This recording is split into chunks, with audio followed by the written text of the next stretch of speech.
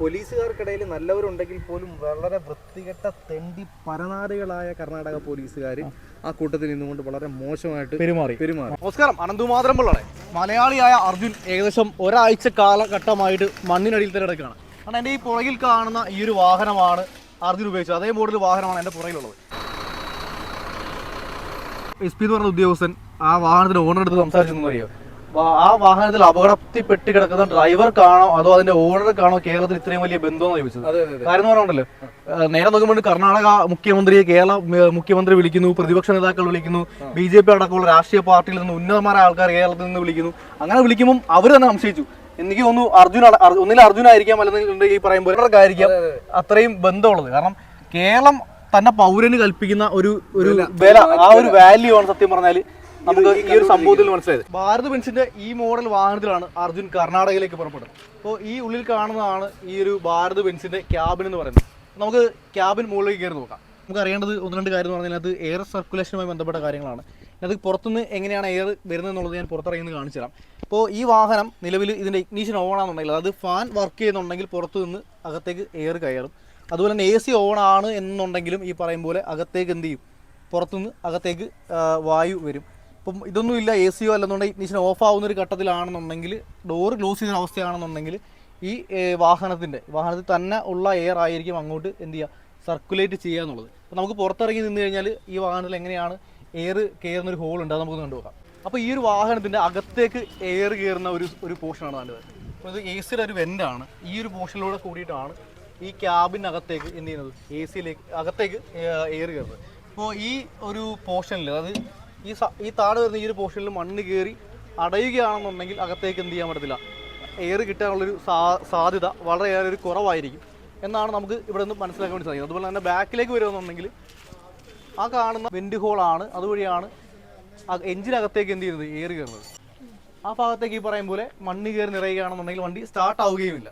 അപ്പം വണ്ടി ആദ്യത്തെ ഘട്ടത്തിൽ സ്റ്റാർട്ടായി എന്ന് പറയുമ്പോൾ ആ ഒരു ഭാഗത്ത് മണ്ണ് കയറിയില്ല എന്ന് വേണം നമുക്ക് ഈ പറയും പോലെ മനസ്സിലാക്കാൻ വേണ്ടി. വണ്ടിയുടെ ഓണർ പോലീസ് ഉദ്യോഗസ്ഥരെടുത്ത് സമീപിച്ച് അവരെടുത്ത് കാര്യം പറഞ്ഞ് മനസ്സിലാക്കാൻ ചിലപ്പോൾ വളരെ വൃത്തികെട്ട രീതിയിൽ ഈ വൃത്തികെട്ടന്മാർ അദ്ദേഹത്തിന് ശാരീരികമായി ഉപദ്രവിക്കുന്ന ഒരു പ്രവണത എന്തൊക്കെ പറഞ്ഞെന്ന് പറഞ്ഞാലും കേരളത്തിനോട് താരതമ്യം ചെയ്യാനോ രാഷ്ട്രീയ ഭേദമന്യേ മതഭേദമന്യേ നമ്മളൊന്നും പറയണ്ട. അതെ, കേരളം എപ്പോഴും ഒറ്റക്കെട്ടാണ്. നമസ്കാരം, അനന്തുമാതരമ്പുള്ളാണ്. പ്രിയപ്പെട്ടവരെ, സുഹൈലാണ് നമ്മൾ നിൽക്കുന്നത്. അർജുൻ അപകടത്തിൽപ്പെട്ടോ അതേ മോഡൽ ഭാരത് ബെൻസിന് മുമ്പിലാണ് നിൽക്കുന്നത്. ഇതിനെപ്പറ്റി കുറച്ച് കാര്യങ്ങൾ പറയുന്നതിന് മുമ്പ് കുറച്ച് കാര്യം നമുക്ക് പറയാനുണ്ടല്ലേ? അതെ, പിന്നെ തീർച്ചയായിട്ടും. അതായത് അർജുൻ അപകടത്തിൽപ്പെട്ടു.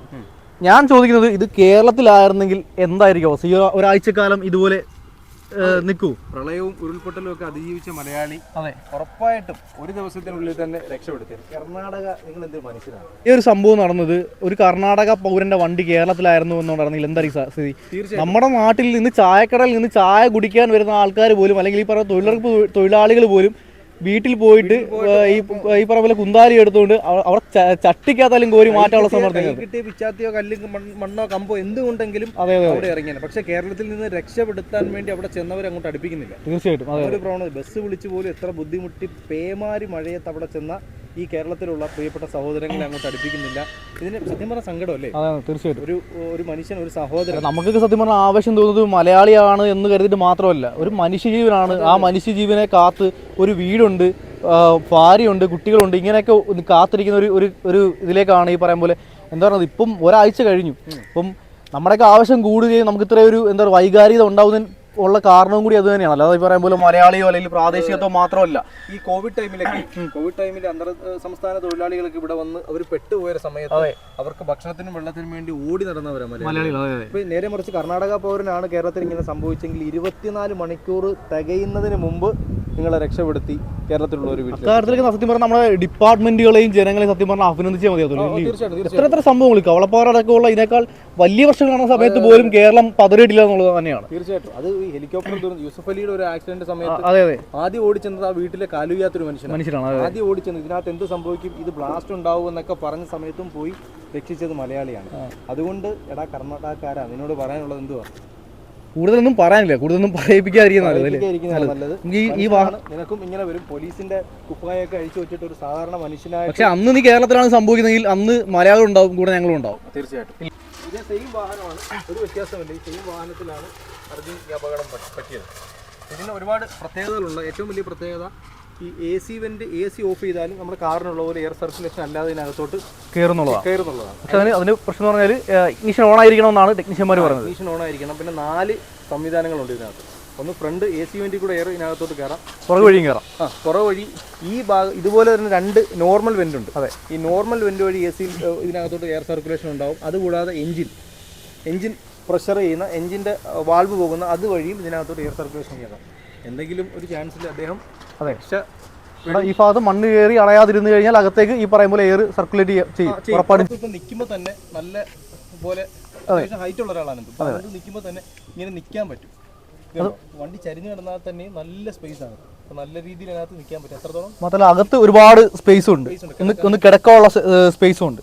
പിന്നെ ഭക്ഷണം, അതെ, ഒരാഴ്ചത്തേക്കുള്ള ഭക്ഷണം ഉണ്ടെന്നുണ്ടെങ്കിൽ, ഓക്സിജൻ ഉണ്ടെന്നുണ്ടെങ്കിൽ ഈ പറയും പോലെ എവിടെയാണെങ്കിലും ഈ വണ്ടിക്കകത്ത് എന്ത് ചെയ്യാൻ പറ്റും, സർവൈവ് ചെയ്യാൻ പറ്റുന്ന ഒരു സാഹചര്യം വണ്ടിക്കകത്തുണ്ട്. തിരിച്ചു വരണം എന്നുള്ള വലിയ പ്രത്യേകത്തോടുകൂടി, വലിയ ആഗ്രഹത്തോടു കൂടിയിട്ടാണ് ഞങ്ങൾ ഈ വീഡിയോ ചെയ്യുന്നത്.